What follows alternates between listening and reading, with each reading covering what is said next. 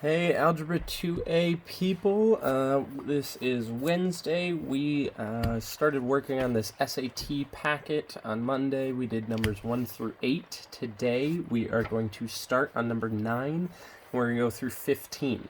So that gets us through the first half this week. We'll do the second half next week. But anyways, we were on number 9. We ran through some weird stuff in 1 through 8. Some of it we've learned in our class. Some of it you learned in Algebra 1. That's what the SAT does. It just takes all of your knowledge and throws it together. All right, so let's look at number 9. All right, number of registered voters in the United States, 2012 in the thousands. Not bad to read the title right off the bat. Now let's read the problem. The table above shows the number of registered voters in 2012 in the thousands. Oh, maybe I should have just gone straight to the problem. In 4 geographic regions and 5 age groups. Okay, so you can see the regions and the age groups. Based on the table, if a registered voter who is 18 to 44 years old in 2012 is chosen at random, which of the following is the closest probability that the registered voter was from the Midwest region? Okay, important information.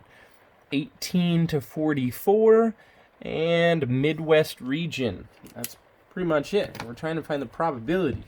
All right, so straight over here, I'm going to go to Midwest. Sweet. So I'm looking all around here. These are all my Midwest numbers, okay? Now, here's the trick of this question. It's super common for people to say 1844. Okay, 18, so we're talking about this column right here, which is only partially true. Because notice, it says 18 to 44. So it's actually talking about these 2 columns.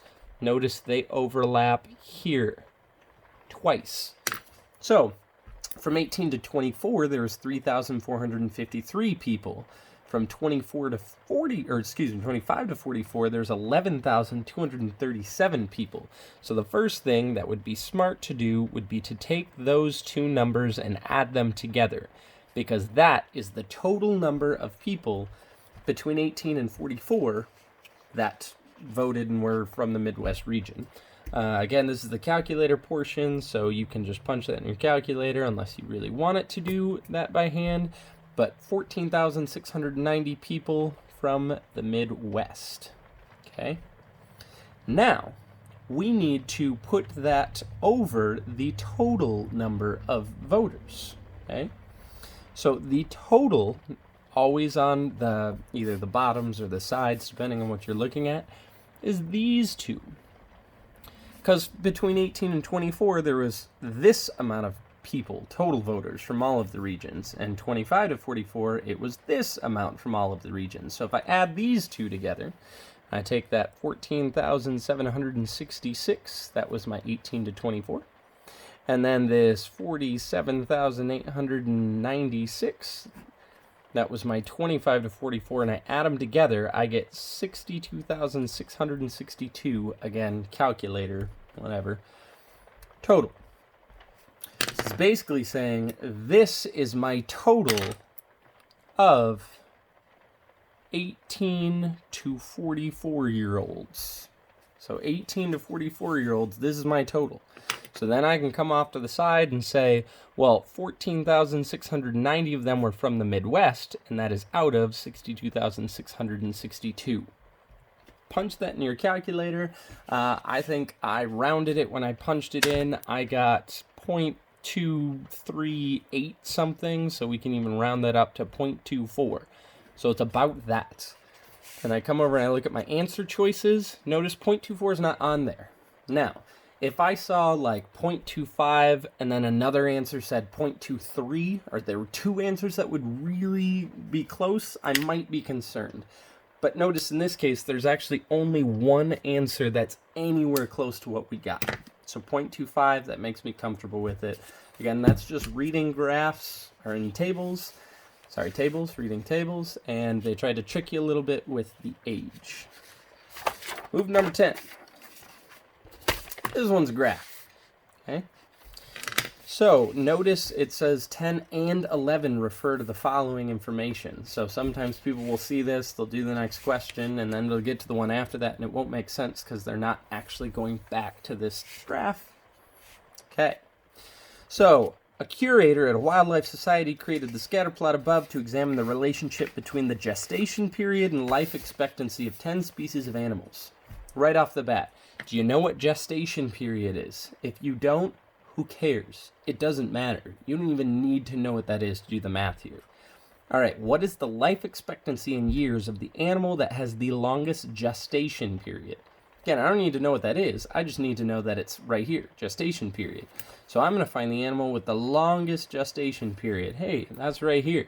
This point right here, gestation period of 60. I want to know what's their life expectancy.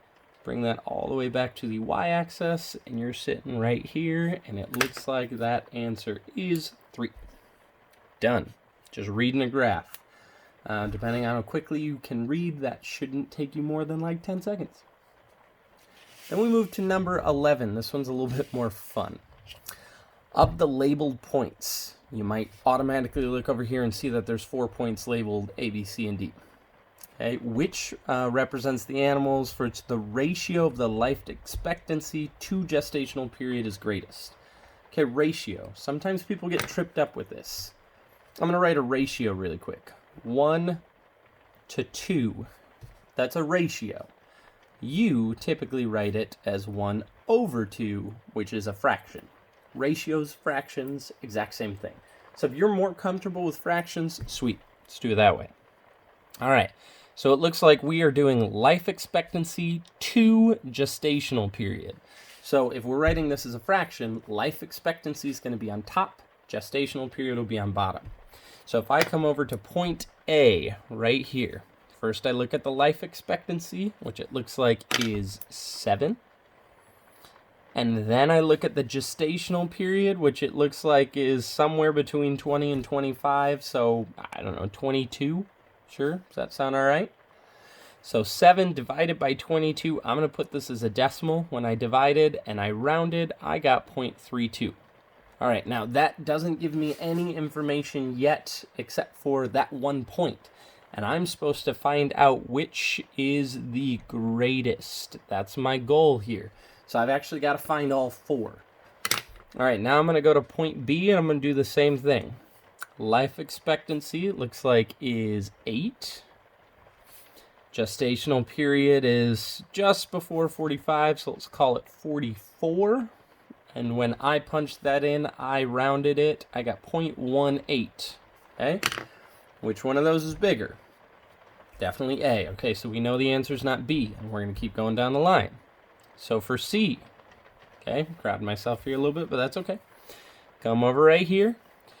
Looks like I've got a life expectancy of 8 again. And then I have a gestational period of 51. Some of you are good enough with fractions right now that you can automatically say this is not going to be the answer because 8 over 44 is bigger than 8 over 51. Some of you have to punch it in first and realize that this is 0.16. Again, that's smaller than 0.18, so still not the right answer. And then the last one that we are going to check is D. D, well, I know it's larger than C. That's nice because it's a little bit higher. But anyways, so life expectancy of 10. Gestational period, if I come all the way down to the x-axis, is 51, let's say. Okay. When I punched that in, I rounded, it was like 0.198 or something like that, which actually rounds all the way up to 0.2. But it doesn't really matter how you round it, because no matter how you round it, it shouldn't have become bigger than 0.32. Also wrong, leaving us with the answer of A. Done. Okay. All right, shift down to number 12. So this is something you've learned in my class. Now it's worded kind of weird though. In the xy plane, the graph of a function has x-intercepts of -3, -1, and +1. Which of the following could be f? All right, so -3, -1, and +1. Even put the positive sign. Don't forget, those are x-intercepts or zeros or answers. Like, those are all called the same, or the same stuff is called a bunch of different names. Now, -3 would have come from x plus 3. Remember how we would get something like this? I would take the opposite, and that was my answer. So negative 1 should have come from x plus 1, and then positive 1 should have come from x minus 1. Okay, so this is the most basic version of the function f. So now let me look at my answers here. Let's see, x minus 3 minus 1 plus 1. Okay, that's not right. Minus 3 minus 1 minus 1, that's not right. Minus 1 plus 3. Now, it's not in the same order, but I still have x plus 3, x plus 3, x plus 1, x plus 1, x minus 1, x minus 1. Then you got to remember, since this is multiplication, it does not matter the order, and so my answer in this case is C. Okay, we doing good so far? I don't know why I asked that. It's not like you can answer me. I guess you can shoot me an email. And don't forget, if you have questions on any of these, just feel free to ask. Okay. 13 says population of mosquitoes in a swamp is estimated over the course of 20 weeks as shown at the table. I don't know how they estimate number of mosquitoes, but whatever. So which of the following best represents or describes let's try that again. Which of the following best describes the relationship between time and the established population? So what describes the relationship between this and this? This is kind of an Algebra 1 thing. Okay, and this is what you should do. You go over here and you see from one to the next. Is it going up? Is it going down? What's happening? 0 to 5, I'm going up 5. 5 to 10, I'm going up 5.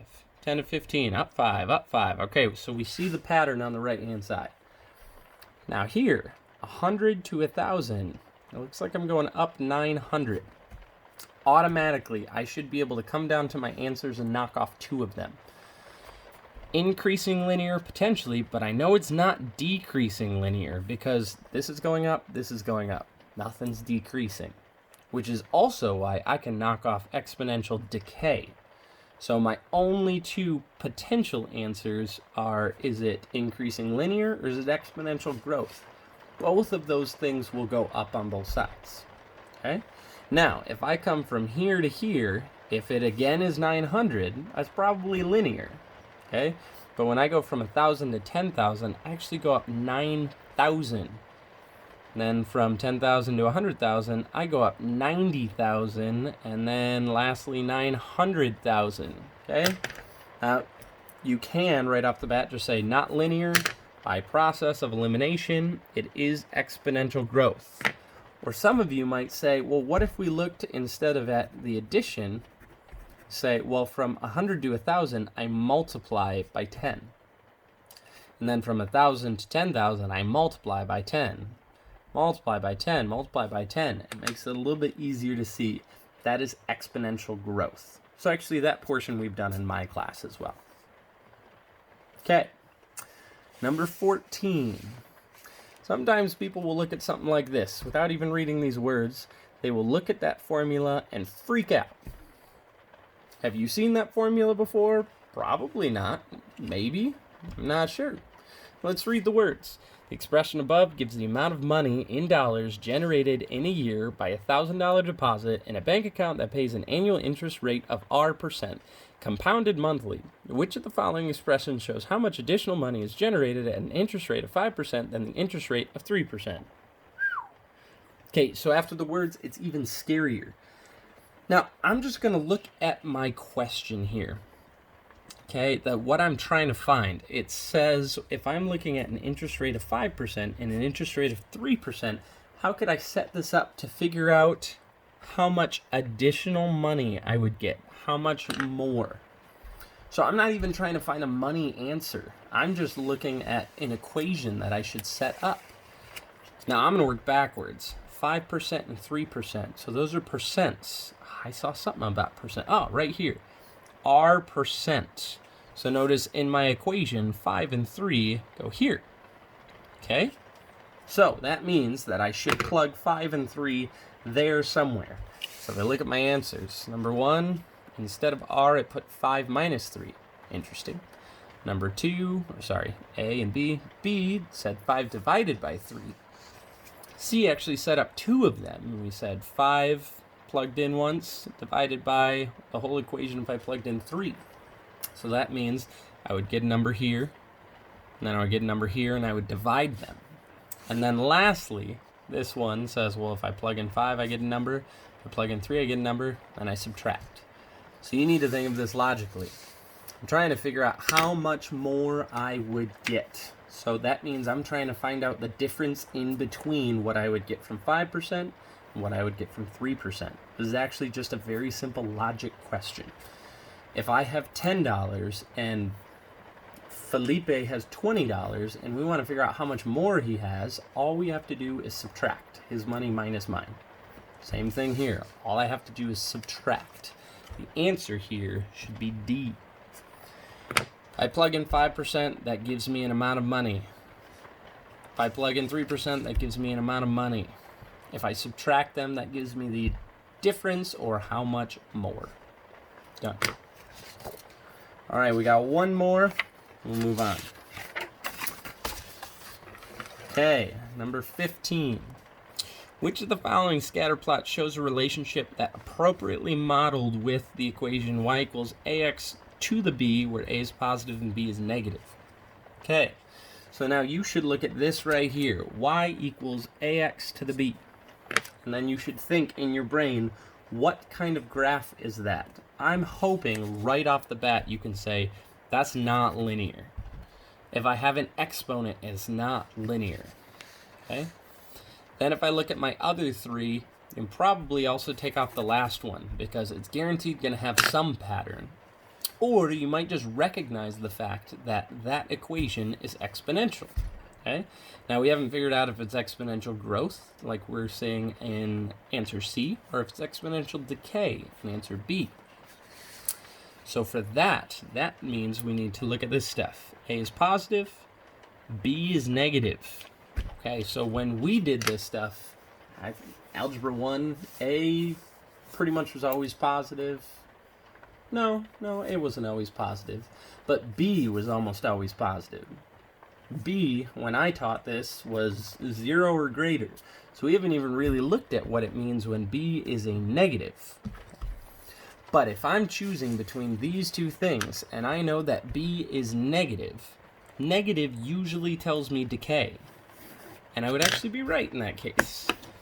If I look at this, if B is negative, then that means that this is an example of an exponential decay problem. Now, even if you were at the very least able to get it between these two, that's super helpful. If I'm just guessing out of the 4 potential answers, I have a 25% chance of guessing right. But if you can narrow it down to these two, I've doubled my chances of guessing it right, just by sheer guess. Because if I only have 2, then it's 50-50 shot.